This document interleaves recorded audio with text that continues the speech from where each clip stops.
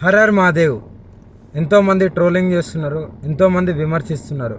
వాళ్ళందరికీ ఒకటే చెప్తున్నాం, మేమైతే ఇక్కడ ఉండట్లేదు. 2 తెలుగు రాష్ట్రాలకు కూడా మేము రాము. మేము ఉత్తరాఖండ్ వెళ్ళిపోతున్నాం, కేదార్నాథ్. జీవితాంతం అటే ఉంటాం. కేదార్నాథ్కి వెళ్ళి కేదార్నాథ్ నుండి ఇంకా పైకి వెళ్ళిపోయి అక్కడనే ఉండిపోతాం. మా ఇద్దరి జీవితాలు మేము గడుపుతున్నాం. ఎందుకు మా గురించి ఇంత ట్రోలింగ్ చేస్తూ ఇంత విమర్శిస్తున్నారు? మీకేం అవసరం? మా బతుకులు మేము బతుకుతున్నాం కదా, మా జీవితాన్ని మమ్మల్ని బతకనివ్వండి. ప్లస్ అదే కాక వర్షిని ఈరోజు బలిస్తుంది, అలాగే వర్షిని అగోరి దగ్గర లేదు, ఇలాంటి తంబ్లైన్స్ పెట్టుకోవడం మానేయండి. నేను ఈమె దగ్గరే ఉన్నాను, సేఫ్గా ఉన్నాను, చాలా హ్యాపీగా ఉన్నాం మేము. ఓకేనా? నన్ను ఎవరు బలించట్లేదు. అందుకే మేము ఇంకా ఆ 2 రాష్ట్రాల్లోకి రావాలని చెప్పి అనుకోవట్లేదు. మేము ఆ బతికేది మేము బతుకుతున్నాము.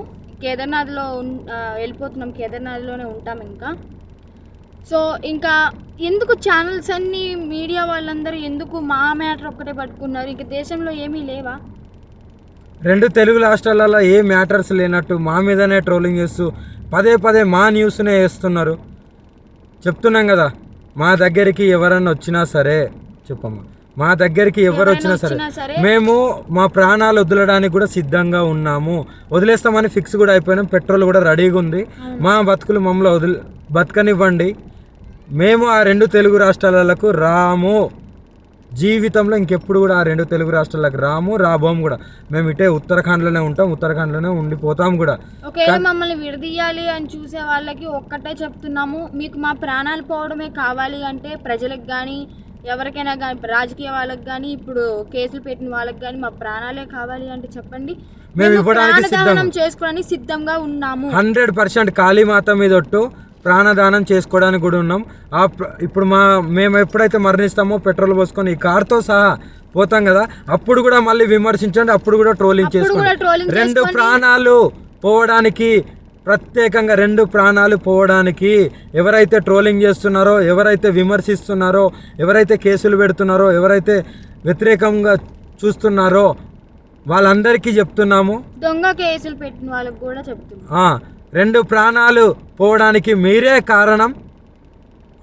మీకు మా ప్రాణాలు పోతే మీకు ఆనందం అనిపిస్తుంది అంటే దానికి కూడా మేము సిద్ధంగా ఉన్నాము. త్వరలోనే ప్రాణాలు కూడా వదిలిపోతాం. ఎవరైనా మమ్మల్ని పట్టుకోవడానికి వచ్చినా, మా దగ్గరికి వచ్చినా సరే మా ప్రాణాలు వదలడానికి సిద్ధం. అలాగే అసత్య వాక్యాలు చేసేవాళ్ళు కూడా చెప్తున్నాము, ఇది ఆపితే బాగుంటుంది. ట్రోలింగ్స్ కూడా ఆపితే బాగుంటుంది. నేను ఈమె దగ్గర సేఫ్గా ఉన్నాను. మా బతుకు మమ్మల్ని బతకనివ్వండి. మేము బతుకుతున్నాం కదా. మేము మీ రాష్ట్రాలలో కూడా రాము కదా, ఎందుకు మమ్మల్ని బతకనియట్లేదు? మీరు 2 ప్రాణాలు కోల్పోతున్నారు, చూసుకోండి, జాగ్రత్త. రేపటి రోజున మీ ఇంట్లో వాళ్ళు కూడా ఉంటారు. మీడియాలో ఇంకా ఘోరంగా మా గురించి ఏదైనా వస్తే మేము ప్రాణదహనం అయితే చేసేస్తాము. మేము కూడా ఓపిక ఎంతవరకు ఉండాలో అంతవరకు ఉంటుంది. మేము కూడా సహించలేకపోతున్నాము. ఏంటి అసలు ఆ మాటలు ఏంటి, ఆ తంబ్లైన్స్ ఏంటి, వాళ్ళు మీడియా ముందుకు వచ్చి ప్రెస్ మీటింగ్లు పెట్టి వాళ్ళు మాట్లాడే మాటలు చాలా అంటే చాలా ఘోరంగా ఉన్నాయి. మీరు అనుకుంటున్నారేమో కానీ వాళ్ళు అలాగే అంటారు, చనిపోరని. 100% ఆ వీడియో కూడా మీకు పంపిస్తాను, ఎలా మరణిస్తున్నాం అనేది. ఎవరైనా సరే మమ్మల్ని ఇప్పటికి కూడా మా న్యూస్ ఆపకపోతే మా బతికేది మేము బతుకుతున్నాం కదా. అక్కడైతే లేం కదా 2 రాష్ట్రాల్లో, మీకు మా వల్లే ఇబ్బంది కదా. మేము అక్కడ లేం కదా మీ కళ్ళ ముందు. కానీ మేము రాము కదా, మీకు అదే కావాలి కదా. మేము రాము 2 రాష్ట్రాలల్లో, మేమేదో ఉత్తరాఖండ్కి వెళ్ళి బతుకుతాము. ఇప్పటికైనా ఆ యూట్యూబ్ వాళ్ళకి కానీ ఎవరికైనా కానీ చెప్పేది ఒకటే, మా న్యూస్లు ఆపేస్తే బాగుంటుంది. ఇంకా దేశంలో చాలా ఉపయోగపడే న్యూస్లు ఉన్నాయి, అవి చూపించండి. మాది ఒక్కటే కాదు కదా, ఇప్పటికైనా ఆపుతారని చెప్పి. 2 ప్రాణాలని తీసుకోవాలనుకుంటే ఇంకా చేసుకోండి. ఇంకా చూసి ఈ వారం రోజులలోనో ఇంకా ఈ 2-3 రోజులలోనో చూస్తాము, లేకుంటే డైరెక్ట్ దహనం అయిపోతాము. అప్పుడు మీరందరూ ఆనందించండి, మీరందరూ ఆనందంగా ఉండండి. మా ప్రాణాలు పోయిన తర్వాత మీరందరూ కలిసి ఆనందంగా విందు భోజనం చేసుకోండి. ఇంకా మోకిరాబాద్లో కేసు అంటారా, ఆమె పెట్టింది చెల్లదు. ఆ జడ్జి ఎవరైతే డబ్బులు వేశారో ఆయన వచ్చి కేసు పెడితేనే చెల్లుతుంది. ఇంకా మొదటి భార్య అంటారా, అది టోటలీ ఫేక్ అని చెప్పి మీకు కూడా అర్థమైపోయి ఉండాలి. అర్థమై ఉంటుందేమో అనుకుంటున్నాము. అది టోటలీ ఫేక్, 100% ఫేక్.